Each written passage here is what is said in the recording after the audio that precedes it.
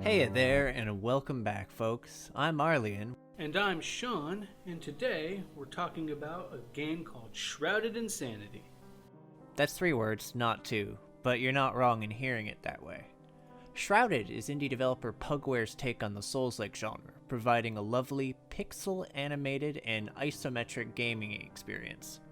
Okay, it might not be traditional isometric, but that's the whole top-down thing, folks. And it also happens to favor a faster style of gameplay that might be more familiar to fans of the Bloodborne series. So with that said, let's settle in and get down to the meat, or should I say vitae, of Shrouded in Sanity.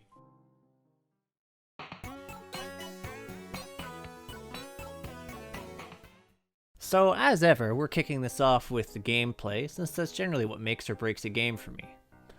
Shrouded in Sanity is a Souls-like, but actually has decent keyboard controls. You may have to remap them though. That said, in my more recent playthroughs, I did sort of decide to move on to a controller and just haven't looked back. Controls are accessible, the dodge is super responsive, which helps a lot, and the normal and dash attack are just nice and quick. And also the heavy attack no longer takes forever to pop out, so it's actually quite useful. Another button is reserved for this game's healing item, which also provides a sparse few invulnerability frames on use, making it slightly more forgiving than the Souls Estus Flask, and a nice alternative to use to the dodge in a pinch. And dodging isn't, by the by, your only defensive option. That was more Sean's jam. There's a blocking option, which is quite good if you have oodles of stamina, and then there's parrying. Now parrying is where it was at for me, as whilst it does require you to learn how to properly clash with the attacking frames of the enemy, it's actually fairly intuitive, and pretty much any melee attack in the game can be parried, which then knocks enemies to their knees just in time for an extremely satisfying but oh so brutal coup de grace where you just sort of like gank them in the chest, or you can slap them a few times and then shish kebab them. Oh, and you can like do the whole pistol interrupt thing that you can do in Bloodborne, but I'm sort of crap at that. Which ties to the last bit of utility you get as part of your kit, as there's a lantern, which is useful not only because the game is intentionally dark in sections unlit by the altogether decrepit and shoddy lighting system, but also because it showcases when an enemy is vulnerable to being shot in the face. Well, extra vulnerable. No one likes bullets to the face, but they'll totally go into a repostable animation if you shoot them at the right time. And there's a couple enemies that actually interact with the light in an interesting way, so go figure. So, all of this you'll likely learn in the tutorial, but you know what else you'll learn? That there's some absolutely unpleasant spike trap placements that only get more dickish as you keep playing. Like, the developer quite literally placed them in the spots he felt he was most likely to run, and we have this on record in our interviews, so just pure evil there. But yeah, and beyond them hurting like the Dickens and also getting you to sort of briefly get stunned and possibly set you up for another attack, especially early on, you'll learn that the average enemy in the game can also wipe out your health in no time flat if you give them the opportunity. And just wait till you get to the mansion and they gang up on you, especially with multiple types of enemies. And then, while still in the tutorial, you'll meet a butler, which are these enemies whom are unique for a number of reasons, foremost amongst which is that they drop both the items needed to level up your stats in the game, as well as keys opening up certain shortcuts in the mansion. They also happen to hit like a teleporting flaming dump truck, so there's not really any shame here if they murder you a couple times, and especially not when you meet them in the wild, frequently while you're engaged with other enemies and one decides to whip a knife into your face and then teleport dive on top of you with just this ball-busting precision to then slam dunk your skull into the ground with this lantern so hard that the Space Jam theme starts playing, and then explodes your immediate vicinity into a miserable miasma of caliginous eldritch flame. These guys are like masters at shitty ambushes.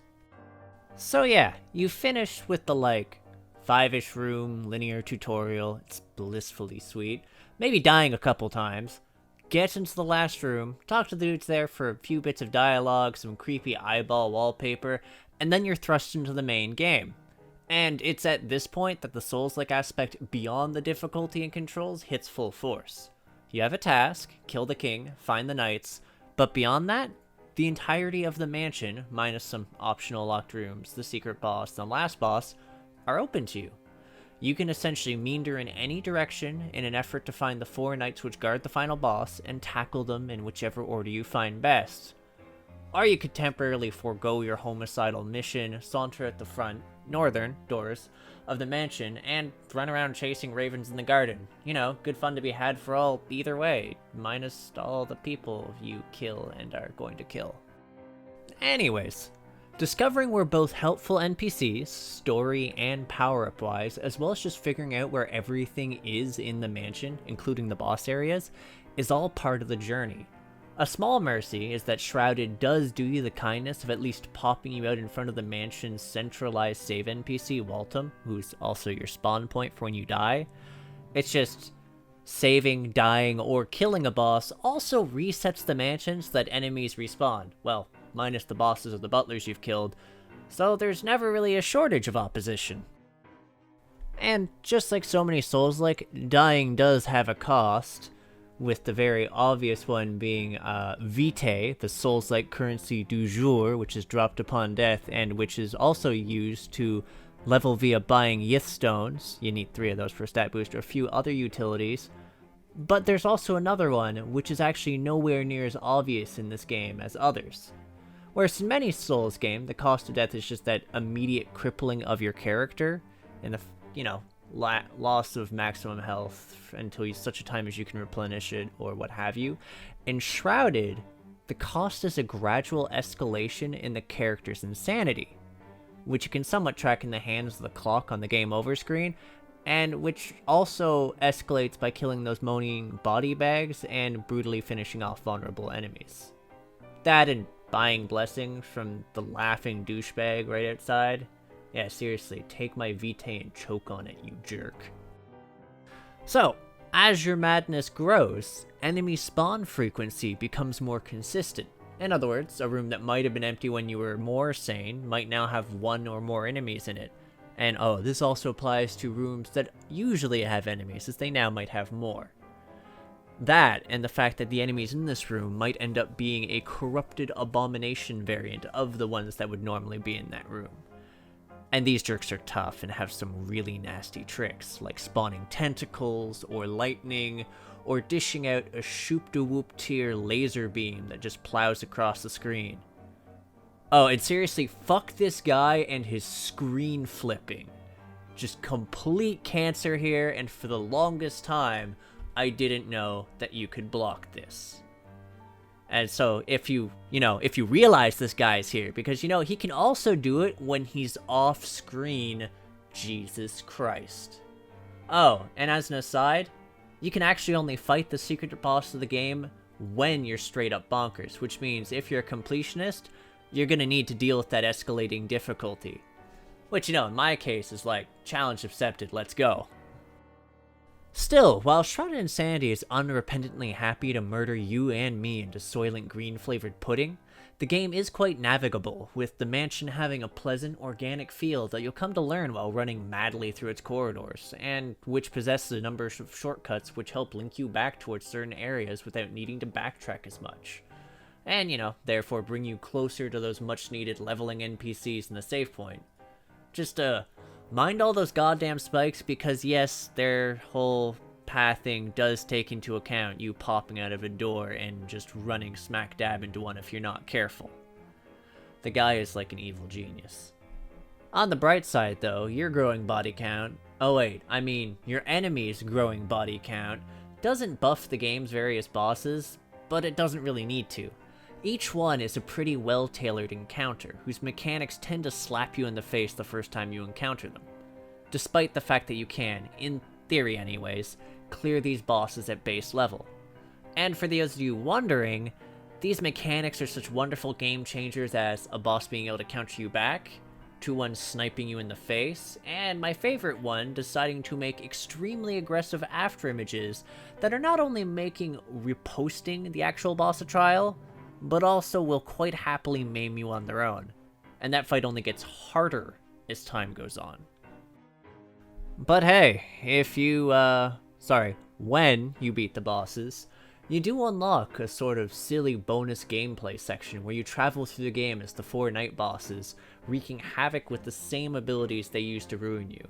It's actually pretty satisfying and can even make things more ridiculous than during their boss fights with some of them. Surrogate.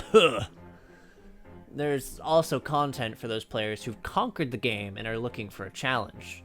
Developer Pugware has been pretty on the ball for putting in balance patches as well as fixing little bugs and other elements, and alongside these, he actually decided to add an arena mode for those who are hungry for more.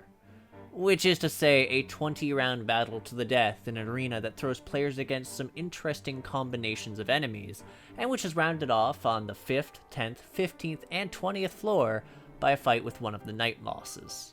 Not only does it provide some of the most difficult arrangements of enemy combinations that you'll find in the basic game, and a grueling test of endurance for those who can't manage their healing items, it also provides one of the few ways players can grind for Vitae and Ith stones efficiently, as some of the spawn arrangements include butlers.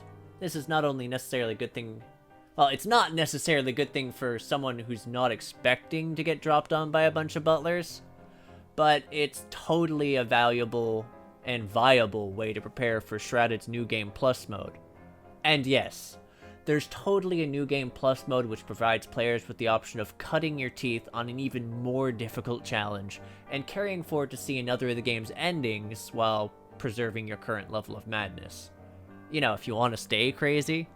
And, you know, the New Game Plus mode does only scale once, but man, that first step is a doozy, especially for those who don't visit the arena. And you know, if all of the above wasn't enough to satiate your desire for difficulty, read imminent demise, there's also a boss melee, and no, I don't mean a boss rush where you fight them one after the other, I mean an outright ridiculous melee against all of the game's bosses at once.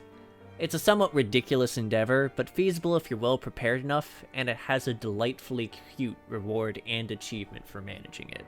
I am, and probably always will be, a firm believer in gameplay over story. It probably has a lot to do with growing up in an era where most games told their story as quickly as they could due to minimal storage space. If a game has an incredible story but the gameplay is boring or functions poorly, then I probably won't finish it just because I'm not willing to be bored or annoyed just to get a shiny cutscene full of plot. Everyone likes a good story, sure, but there has to at least be a point of equilibrium. If a game fails to be a video game first, I really don't feel that it can be called a good game just because it told a really cool story. Okay.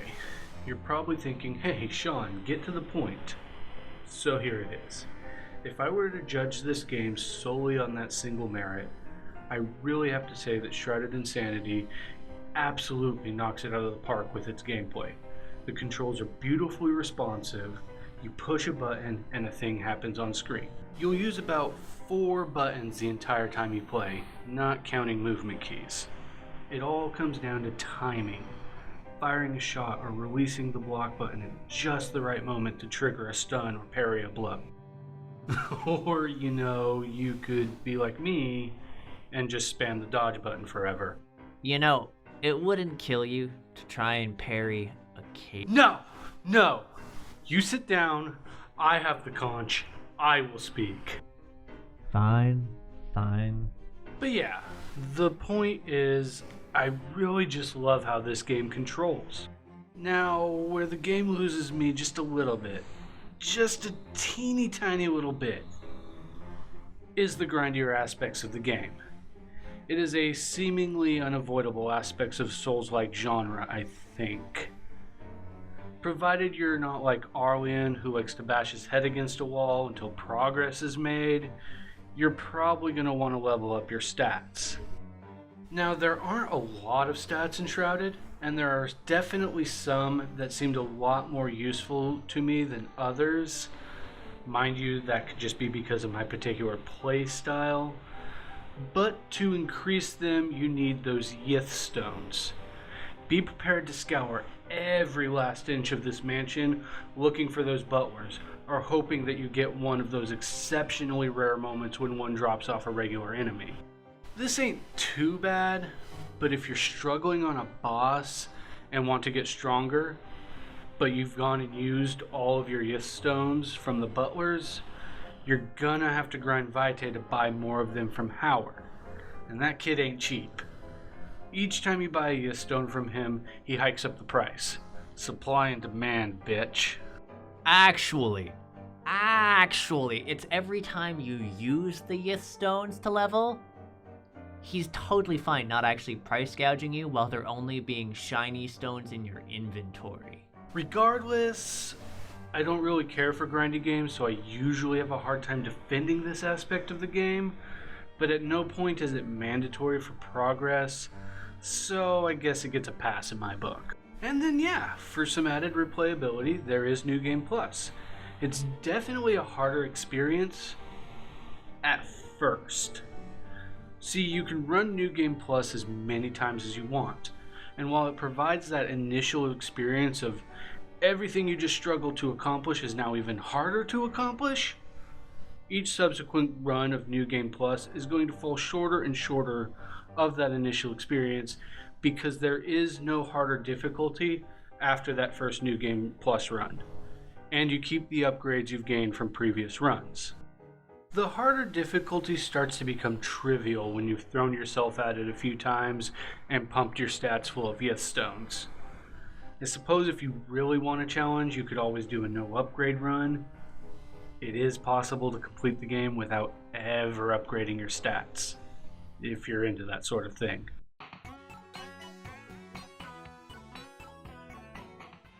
So, anyways, now that we've, said a lot on the inner workings of the game's mechanics, let's touch on the story for a bit. Shrouded in Sanity eschews the whole winding introductions that most games provide to their plots. Yay! Instead, a fair degree of the game's narrative is left to the individual to piece together, which is altogether fairly fitting considering that discovering terrible secrets tends to be a theme of many Lovecraftian tales, and this game definitely pays homage to the Cthulhu mythos. Players are introduced to the game with the curious sound of digging, only to find themselves waking to the sight of themselves having been freshly dug out of a grave. To this point, they're made an offer, read totally not sinister coercion, by the mysterious Waltum to go and put someone else 6 feet under.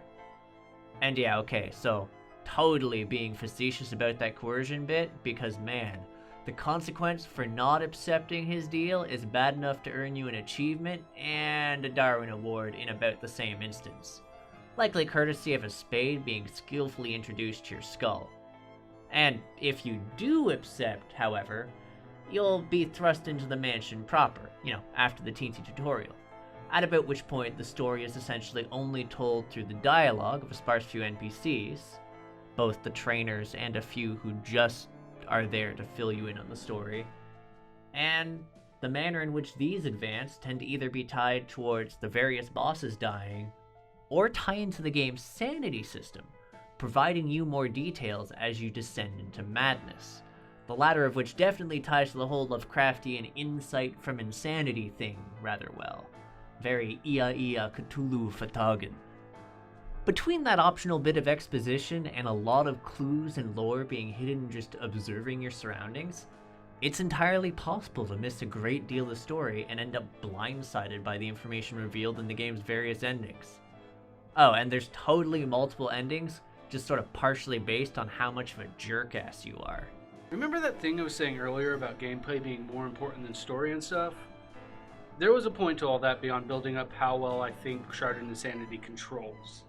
It's not that I hate deep or heavily nuanced stories in games, I just hate when gameplay takes a backseat to storytelling and makes the story a mandatory experience. I like some semblance of choice in the matter. If I'm in the mood to dig deep and really absorb all the game's story, I will. But if I just want to play the game, I'd prefer to have the choice to do so. I just inherently have this issue when a game says, no! You're going to sit down and listen to this novel I wrote, and pay attention, there's going to be a test at the end. It's why I've really come to appreciate Souls-like games as a genre. The story is there if you want it, but you're under no obligation to experience it in its entirety. Shrouded in Sanity does exactly this. It feeds you just enough plot to give you motivation.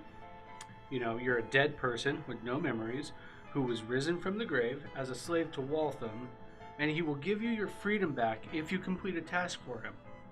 That task being to kill the bosses that inhabit the mansion. That's it. That's the only piece of plot you are made to experience.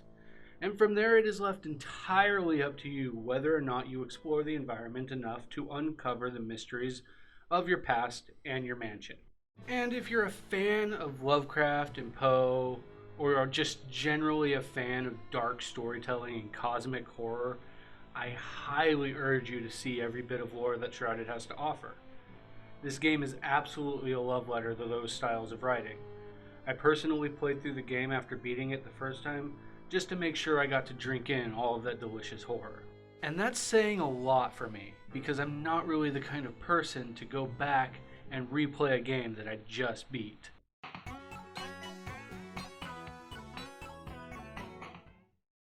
And you know, when it comes to art, Shrouded doesn't disappoint either, as developer Pugware utilizes the medium of pixels to make a game that's not only gorgeous, but also actually still manages to be creepy. The characters and their animations are smooth, well-designed, fluidly animated, and outright oozing a delicious combination of Victorian aesthetics and Lovecraftian creep. Especially as your sanity dwindles and the familiar members of the serving staff start to turn into eldritch abominations. You know, except the butlers, they're always the same level of swankiness no matter how crazy you get. You know, there's a lot that can be said about a game that manages to use minimalistic graphics to not only craft environments that are beautiful to look at, but also do an excellent job of wordlessly telling a story. Every single piece of artwork that went into this game feels like it absolutely belongs there, giving the mansion an organic feel. It all comes together to create a mansion that I was able to believe could actually exist, that merges flawlessly with the nightmarish imagery and the horrors that haunt its blood-soaked hallways.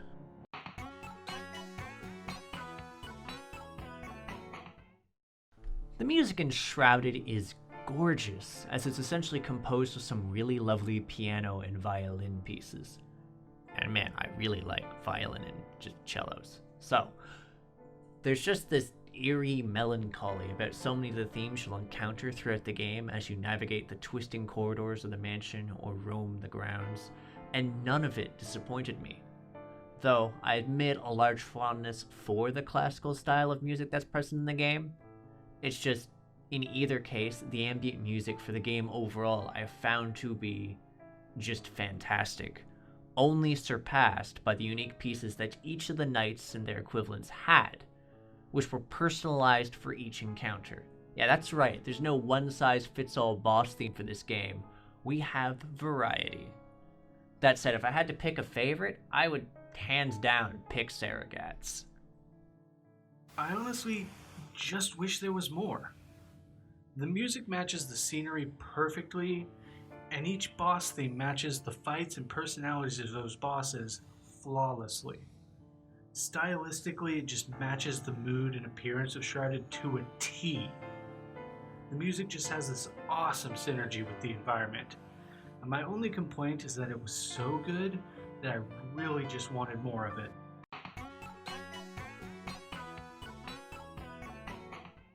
So, if there was one thing I wanted to get across with all my rambling, I like this game.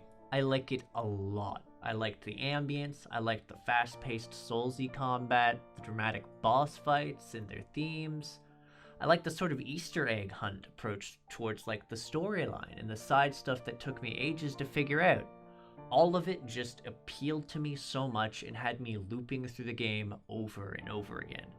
I felt it had a great ambience and used its pixel art style quite well, and the music was just so excellent. Like, I found the way it approached the Souls-like genre on a sort of more tight-knit, compact experience worked quite well, and it managed to fit a lot of story and lore and feeling into it. So, at the end of the day, I suppose my biggest gripe with Shrouded Sanity would be just how much of a nuisance grinding Sanity could feel like. Although, simultaneously, the fact that it's possible to miss certain bits of optional NPC dialogue if you lost too much sanity in one go, girl, it can happen. Just blame the reposting sprees. Anyways, basically, I found it to be a good game, and if you're looking for a Souls-like to spend an afternoon or few on, I definitely suggest checking this out if you have the time and a few dollars, because this game is surprisingly inexpensive despite the amount of work that's gone into it, and continues to go into it. So yeah, take it from here, Sean. If you're at all like me and you're craving something to satisfy that itch for cosmic or dark horror, absolutely give Shrouded Insanity a go.